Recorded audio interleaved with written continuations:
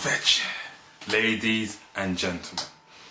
So I'm finally going to get into the video that a lot of you on this channel who've also checked out my Smooth Deep channel have asked me about, and even a couple of people on my Smooth Deep channel, actually, to be honest with you, have asked me.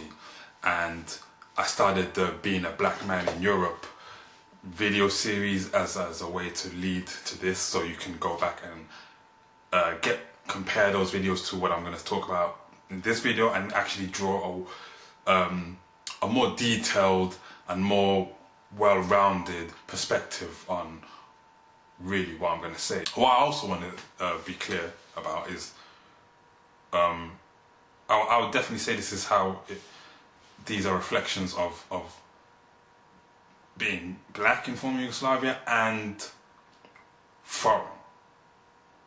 And I say that specifically because I don't want to necessarily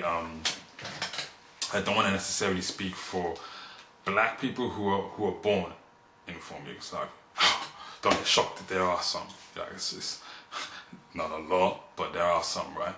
And in the cases that I know about, people who I've met, I mean, they're actually, if we're going to be technical about it, mixed race. Like one of their parents is white and from Bosnia, Croatia, Serbia, whatever. I mean, there may be somebody who's, I don't know, African parents, Caribbean parents moved there and then they were born there. I don't know, I haven't met anyone, but from my experience, like the black people who I've met who are actually born in former Yugoslavia, like a mixed race, to be technical about it. And why I say my reflections are not necessarily, I don't want to speak on their reflections. I mean, obviously there's going to be some similarities. They're still black, right? But it's a slightly different perspective, obviously, because regardless of them being black, they are directly from that country and culture and so on. So it's not going to exactly be the same. And I understand they're not necessarily going to feel or see things in the exact same way that like a brother like me coming from the outside in would. And yeah, I mean, that's quite logical. Yeah, so let me just get on to what it's like to be a black man in former Yugoslavia. And the first thing I want to knock straight out of the park, is this idea that as a black man you're going to face a ton of racism. That couldn't be further from the truth. Now, I'm not going to say that, I'm not going to stick my head out and say that you will never, ever in your life receive racism in former Yugoslavia. Let's get it straight. There's idiots all over the world. There's idiots from every single part of the world. There's ignorant people. Like, you can't avoid that. But this idea that you're going to go to former Yugoslavia as a black man, as a black person generally, but especially as a black man, right, and receive a lot of racism, that's a fallacy. Trust me, it's the exact opposite. It's the exact opposite. Like, from my experience and from other black people's experience, I can tell you it's the exact opposite. Like, you're going to come and you're like, you're something exotic, like you're something like interesting. People, you like, first time I ever went to anywhere in former Yugoslavia was Belgrade, 2009, and I got out of the plane. And okay, to be fair, some people knew who I was already through like MySpace and whatever. But even the people who didn't know who I was, there was just like, you know, people staring, and I was like, wow, what is this? People are staring at you, and people are smiling, but it's not staring at you like in a intimidating or even negative way. I didn't feel any negative energy towards me when people were staring at me. It was just like, in fact, you're looking and people are staring, girls are smiling at you, yeah. Specifically, obviously, I noticed that, yeah.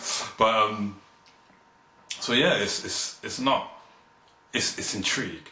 People are staring at you because they're interested. They're interested in, well, why are you here? Like, you know, where's he from? Blah blah blah. Like, it's really intrigue and fascination. And I would say the smaller the town you go to, the more intense those stares may feel. Like, I remember going back to Zagreb like a year and a half ago, or maybe just under, yeah, about that. And I remember going back and linking up with a old friend of mine, and we were walking somewhere, and she said like, Nick, man, I forgot how it is to hang out with you. I forgot the way how people stare at you when we walk around. And what was funny was I didn't notice it until she said it, because like I've come to accept that's just what it is. Like people will stare at you, or different, whatever. So I've been going like 5 years. I've been going around former Yugoslavia. So like I'm really used to it. I don't even really like. I know it's there, but I don't. It's not something that I'm consciously taking note of. It's just there, and like I said, in this situation when she said that, I didn't notice it until she mentioned it. Oh yeah, and I looked around and like people were looking. I'm like, yeah, cool. I mean, it's normal. It's normal. Like imagine a white European going to some rural village in Africa. It's going to be the same thing. Like it's not necessarily. Like it wouldn't necessarily be the same for a white person going to a major city in a lot of African countries, because of certain business, the history of Africa, certain businesses that are now embedded in Africa, colonial structures or whatever. People are used to seeing white people come and go. Fair enough, and they've been used to it. But like, there's plenty of places in Africa where it's like would be the reverse, let's say, for lack of a better term, where a white person would go. And people would stare, and maybe even in some cases I've heard stories of more than staring, like getting locked in rooms so people can go, oh look, we've caught a white person. Like, so yeah, it's just that norm. It's being different, being in an environment where you're just different. People stare, and it's cool. People are interested. People will come when you go out. People will come and talk to you, and people are one thing. And this is not just about being black, just being a foreigner in general. Like, you will get so much hospitality. Trust me, you will get so much hospitality, and you all these fears that you have about traveling to former Yugoslavia, you'll feel like these were stupid little fears. I would say that you would face more racism in Britain, France, Germany, Belgium, like Holland. Any Western country, European country, you're definitely going to face more racism. You're going to face that everyday racism. And if you're a black person who's grown up in Western Europe or travelled Western Europe thoroughly, you understand what I'm saying. It's these little sly things that you may not pick up at first if you're not born in here or you haven't spent a lot of time in Western Europe. But they're there. You face them every day. You're not going to get that in former Yugoslavia. Like I said, you're going to get a lot of hospitality, a lot of, like, especially you go to smaller towns. I mean, when I'm in Bihać, like, I'm full 24/7. I'm always, somebody's inviting you to their house for coffee and again, and that's not just being black, that's being a foreigner in general. So, being black is just an added factor, it's like, you might as well be like a Z-list celebrity. Like, as soon as you touch down, real talk, like, you're black person, you're touching down somewhere in former Yugoslavia, you're automatically like a Z-list celebrity. Like, it's like, look at that guy, look at him, like, where's he from? The only thing is that when you do receive some kind of, when or if, I will say, because like I do, when or if you do receive a racial slur or a racial attack or whatever you want to call it in somewhere in former Yugoslavia, it's just going to be harder hitting. It's just going to be like, how I would compare it. Here, in a Western European country, you'll get it more regularly. In former Yugoslavia, you won't get it regularly, but when you get it, you'll feel it. Like, it will be like, something will just say something to you, and if you understand it, if it's not in English, and you understand it, it'll be like, ooh, like, okay. And that's the only difference. Like, let me put it to you like this. There's too much nationalism going on. There's too much nationalism going on in former Yugoslavia for people to actually also be deep-rooted racists at the same time. Come on. And if you've travelled around Yugoslavia, former Yugoslavia, I'm saying Yugoslavia now, if you've travelled around former Yugoslavia, then you will know what I'm talking about. There's too much nationalism going on for there to be deep racism, especially in Bosnia like that. Bosnia is one of the most, like, you go to Bosnia and like you're gonna get a lot of hospitality. Like, and people, it's interesting because people tell me that there isn't as much hospitality as there used to be. Like, the community spirit isn't what it used to be, which is quite interesting. If that's the case, I would love to see how it was back in the days, back when, like, specifically when it was the days of Yugoslavia. Because like even now, coming from somewhere from London and going over there, like it's so much. There's so much more of a community spirit, I find. So that's quite interesting. One thing that is really interesting is, as a black man in former Yugoslavia or any country where there isn't a lot of black people, whenever you see another black person, there's this 9 times out of 10 you're gonna embrace each other. 8 times out of 10 you're gonna embrace each other quite warmly. And they're, oh, what up, brother? What up, man? What's up, dog? Like you're just this weird, this. And I mean, I want to say it's a weird instinct, but in some sense it makes total logical sense. It's like, oh, like you automatically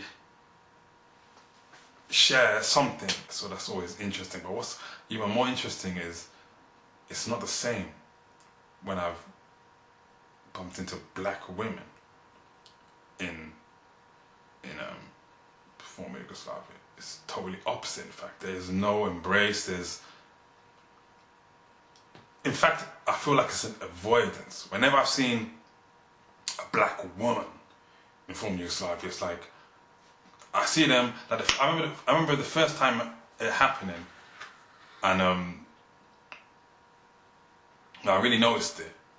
Was walking down the main street in Sarajevo, and like, but noticed it a few times, to be fair, before that. Like, not Belgrade, I've noticed it, and I've noticed it a couple of other places.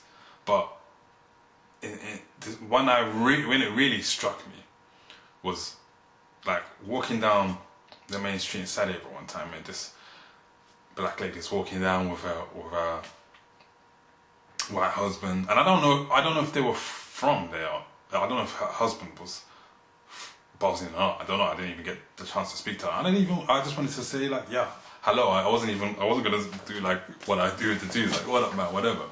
But it was like, she looked at me, and then she looked away, like, and then it was a conscious effort not to look at me, like I disgusted her or something. It's just kind of, yeah, it's interesting. I don't know. It's all like, it's just a total opposite reaction when I see a woman in the former Yugoslavia to when I see a black man. It's like two totally different reactions. I don't know what that means, but I know what it feels like, and it just feels like, I know when I see another black dude, we're embracing each other. When I see a black woman, it's like they're repelled, like, by me or something like this. Like, okay, don't talk to me. Like, I'm not here to see you, or like, I don't know. It's quite interesting. There are some things that maybe reinforce some negative ideas about there being extreme racism. Like, okay, I remember the England versus Serbia under 18s game. Was it under 18s or under 21s? It was a youth game anyway. And a couple of years ago, was it 2-3 years ago? Danny Rose was got racial abuse from the Serbian fans. And I remember a couple of people coming to me like, oh, see, Nick, I told you, I knew there were racists over there. And I was trying to explain why, yes, did they give him racial abuse? Of course it was racial abuse, throwing bananas, saying whatever they were saying. But what I was trying to explain is that even though he received racial abuse,